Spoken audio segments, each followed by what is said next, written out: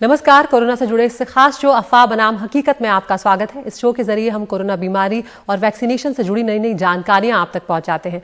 आज कोरोना के बढ़ते मामलों और वैक्सीन लगने के बावजूद कोरोना होने जैसे तमाम मुद्दों पर बात करेंगे, तो बने रहिए हमारे साथ। मैं हूं अदिति राजपूत। सबसे पहले रुक कर रहे हैं हमारी टॉप स्टोरी का।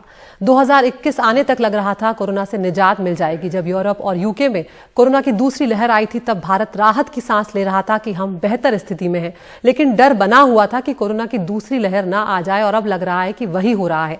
कोरोना के केस को लेकर कल तक भारत चौथे स्थान पर था, और आज मामलों में फिर तेजी आई है और भारत विश्व में तीसरे स्थान पर पहुंच गया है। पिछले 24 घंटों में 35,871 नए केस सामने आए हैं, जो 6 दिसंबर के बाद एक दिन में सबसे ज्यादा मामले हैं।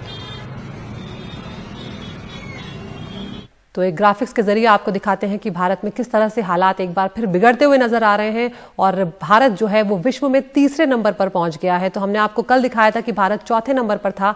आज अगर हम आपको ग्राफिक्स के जरिए बताने की कोशिश करें तो सबसे ऊपर ब्राजील है 90,303 मामलों के साथ। अमेरिका दूसरे नंबर पर है 57,578 केसेस के साथ, और भारत अब तीसरे नंबर पर आ गया है 35,871 केसेस के साथ। कल तीसरे नंबर पर फ्रांस था और चौथे नंबर पर भारत था, लेकिन आज भारत तीसरे नंबर पर आ चुका है। चौथे स्थान पर है इटली 23,000 से ज्यादा मामलों के साथ। उसके बाद रूस, यूके और फ्रांस अब 7वें नंबर पर आ गया है। तो ये टॉप 7 कंट्रीज आप देख रहे हैं जहां पर कोरोना के सबसे ज्यादा मामले सामने आए हैं।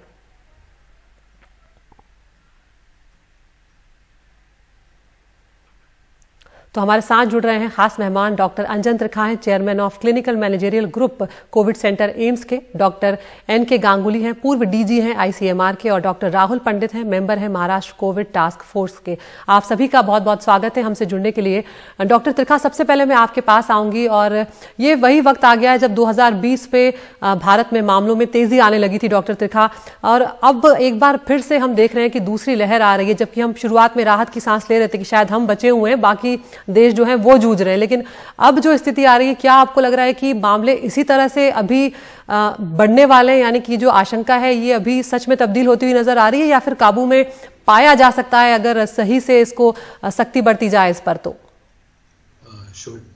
शुक्रिया अदिति, आपने बिल्कुल ठीक कहा कि जैसे हम पिछले साल थे अप्रैल के महीने में उसी तरह अब हैं।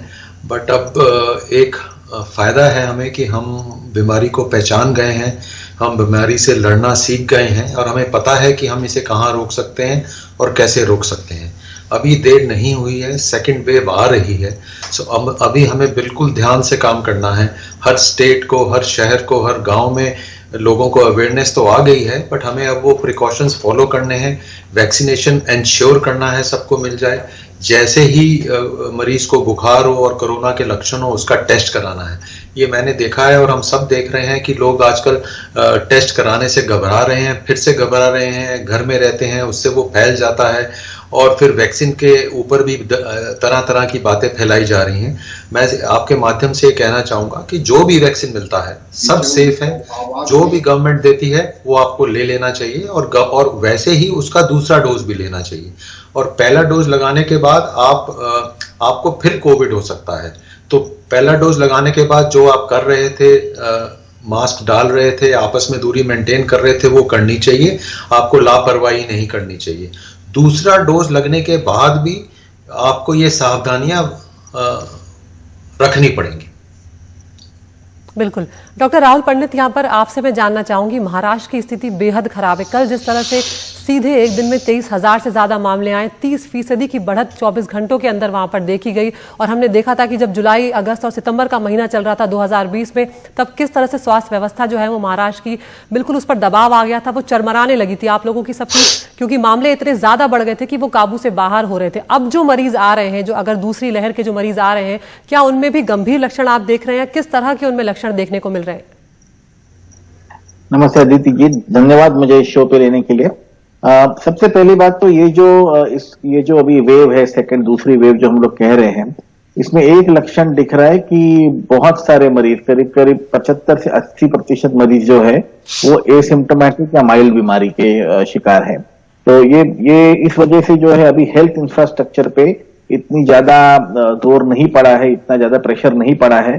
पर क्या हो रहा है कि कोई लोग जो एसिम्प्टोमेटिक है और वो होम क्वारंटीन पे है या इंस्टीट्यूशन क्वारंटीन पे है, उनमें से कुछ छोटे प्रतिशत लोग जो है 7वें 8वें दिन के बाद उनको हॉस्पिटलाइजेशन लग रहा है, क्योंकि उनको अगर सेकेंड वेव बुखार आता है, जो कि हम बोलते हैं कि बायोफेजिक फीवर, जो कि 7वें 8वें दिन चालू होता है, तो उन पेशेंट्स को हॉस्पिटलाइजेशन लग रहा है। तो हॉस्पिटल बिल्कुल खाली भी नहीं है, भर रहे हैं, पर उतना प्रेशर नहीं है। एक तो सबसे पहली बात यह है। दूसरी बात इसमें जैसे कि मेरे को पैनलिस्ट जी ने कहा कि हम बीमारी को अभी काफी अच्छे से जानने लग गए हैं, तो डेथ रेट जो है वो पहले के मुताबिक कम है। महाराष्ट्र का डेथ रेट पूरे देश के हिसाब से थोड़ा ज्यादा ही है, पर अगर आप पिछले 3 महीनों का 4 महीनों का डेथ रेट देखें तो करीब करीब मोर्टेलिटी रेट जो है वो कंट्री के बराबर आ गया है पिछले 3-4 महीनों में। तो इस वक्त भी केसेस भले ही बड़े हो, पर डेथ रेट जो है वो ज्यादा बदला नहीं है। और तीसरी बात यह है कि आईसीयू में भी, जो मैं तो आईसीयू का डॉक्टर हूं, तो मैं आईसीयू में देख रहा हूं पेशेंट, जो पिछले महीने जुलाई से लेके सितंबर और अक्टूबर तक के जो पेशेंट्स थे, उनमें कई सारे मरीज ऐसे थे जिनको वेंटिलेटर की जरूरत पड़ रही थी। इस वक्त सिर्फ 10 या 20% लोग ही हैं जो आईसीयू में एडमिट हो रहे हैं जिनको कि वेंटिलेटर लग रहा है। अधिकतम लोग जो है हम लोग नॉन इन्वेजिव वेंटिलेटर या HFNC मशीन या हाई फ्लो ऑक्सीजन पे मैनेज कर पा रहे हैं उनको आईसीयू में। तो ज्यादा जो सीरियसनेस नहीं देख रहा हूँ, क्रिटिकलिटी नहीं देख रहा हूँ इस वेव में फिलहाल। जी, डॉक्टर NK गांगुली, आपके पास आना चाहूंगी। यहाँ पर आपसे ये जानना चाहूंगी कि प्रधानमंत्री ने कहा है कि अब 70% RT-PCR टेस्ट किए जाने चाहिए। आपको क्या लगता है और कौन कौन से कदम इस वक्त हमारे देश के लिए उठाना बेहद जरूरी है, जिससे कुछ हद तक इस पर काबू पाया जा सके और हमारी भी यूरोप और UK जैसी स्थिति ना हो जाए? एक्चुअली यूरोप में जो स्थिति है वो वहाँ के म्यूटेंट वायरसेस के लिए, जो ब्रिटिश म्यूटेंट वायरस है उसका उनका जो चढ़ाव आया है वो उसके लिए आया हुआ है। हमारे कंट्री में इतनी सीक्वेंसिंग नहीं हुई। प्रधानमंत्री जी ने बोला कि सीक्वेंसिंग होनी चाहिए, पर्टिकुलरली जो लोग सर्विलेंस कर रहे हैं उन लोग को सीक्वेंसिंग ज्यादा करनी चाहिए कि हमें पता चले कि ये जो वेव हमारे यहाँ आ रहा है अभी पूरा पक्का वेव नहीं है, बट 7-8 स्टेट्स में जहां पर है वहां पर म्यूटेंट्स के लिए हो रहा है कि नहीं ये नहीं पता। लेकिन हमें करना चाहिए जो प्रधानमंत्री जी ने बोला बिल्कुल करना चाहिए। जो RT-PCR टेस्ट है उसको सिर्फ करना ही नहीं, उसका अगर हमें कुछ घंटों के अंदर उसका वो नहीं मिलता, रिजल्ट नहीं मिलता, अगर हमें 3-4 दिन बाद मिलता है तो न तो कॉन्ट्रैक्ट ट्रेसिंग हो पाएगी, न तो हम उनको क्वारंटाइन कर पाएंगे।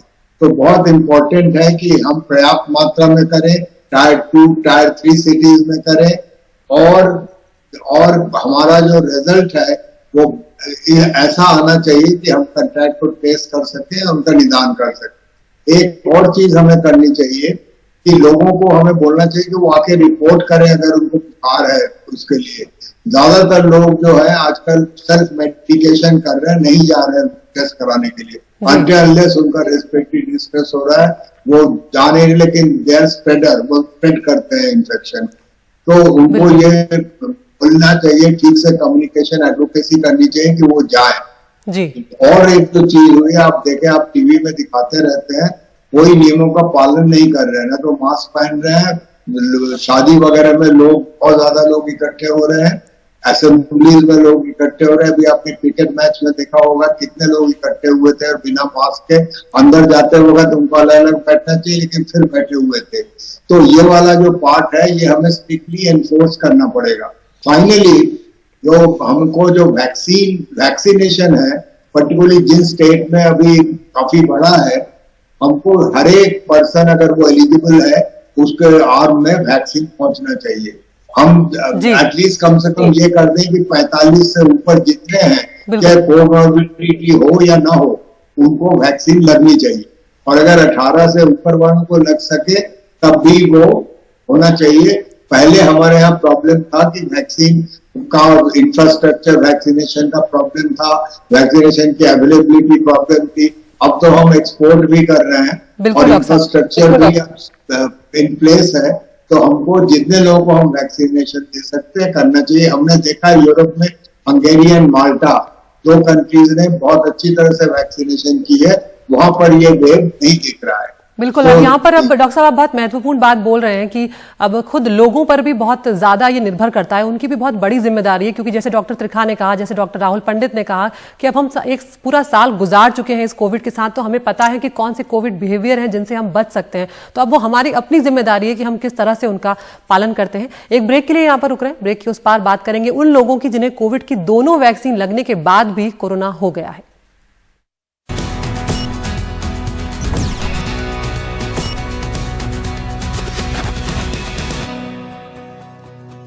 नहीं होंगी और कब तक?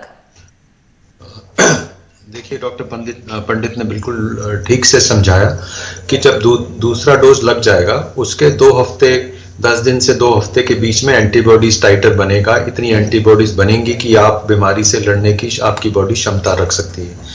फिर उसके बाद इंपॉर्टेंस ये है कि ये सबको नहीं ऐसा होगा। उन्होंने खुद बोला कि 100% 100% लोगों में ऐसा नहीं पाया जाएगा। कई लोगों को फिर भी एंटीबॉडीज नहीं बनेंगी या कम बनेंगी। तो सेकंड, जब आपने वैक्सीन का डोज लगवा लिया है उसके बाद आपको जो बेसिक सावधानियां हैं वो तो फॉलो करनी पड़ेंगी। आपको मास्क लगाना पड़ेगा, क्राउडेड जगह जाने से रुकना पड़ेगा, ये सब हम सबको करना है। तो इसलिए ऐसा नहीं है कि आपने दूसरा वैक्सीन का डोज लगाया और आप पार्टी में चले गए, आप बिल्कुल क्राउडेड जगह में चले गए। ऐसे करने से तो बीमारी फैलती रहेगी। और ये ज़्यादा इम्पोर्टेंट है कि अब हम भी देख रहे हैं कि जब आप दूसरा शॉट भी लगा लेते हैं तो ये काफ़ी हद तक गारंटी है कि अगर आपको बीमारी होगी तो वो उतनी सिविरिटी से नहीं होगी। चांसेस है कि आप आईसीयू में नहीं पहुंचेंगे। ये बहुत एक इम्पॉर्टेंट चीज़ है। और ये हम देख रहे हैं कि अब जो बीमारी आ रहे हैं लोग काफ़ी हद तक घर में रह के उसका इलाज करा पाते हैं। यहाँ पे मैं एक और चीज़ बताना चाहूँगा कि अगर आप पॉजिटिव हो गए हैं और अगर आपके घर में इतनी जगह नहीं है कि आपको आइसोलेट किया जाए, फिर हमारी सजेशन वही रहेगी कि आप अस्पताल चले जाइए। हम उन सब लोगों को एडमिट कर रहे हैं जो आके हमें बताते हैं कि हम एक कमरे के फ्लैट में रहते हैं और हमारे घर में माता जी हैं, 2 बच्चे हैं, बाथरूम एक है, तो हम कहते हैं आप भर्ती हो जाइए जी तो फिर आप बाकियों को नहीं फैलाएंगे। ये भी एक हिंदुस्तान में ये एक इंडिकेशन है कि आप आइसोलेट नहीं हो सकते। जी, डॉक्टर अंचन त्रिखा, डॉक्टर राहुल पंडित, बहुत थोड़ा सा वक्त की कमी है मुझे, इसलिए मैं आप लोगों को यहाँ पर रोकना चाहूंगी, लेकिन बहुत महत्वपूर्ण जानकारियां आपने दी हैं। और अगर कुछ लोग अभी भी इस बात से डर रहे हैं कि उन्हें किसी तरह के सिम्टम्स हैं तो वो छुपाएं ना, डॉक्टर के पास जाएं। इस वक्त बेहद जरूरी है कि हम अपनी सावधानियां जो है उन्हें जरूर बरतें। आज के लिए इतना ही, नमस्कार।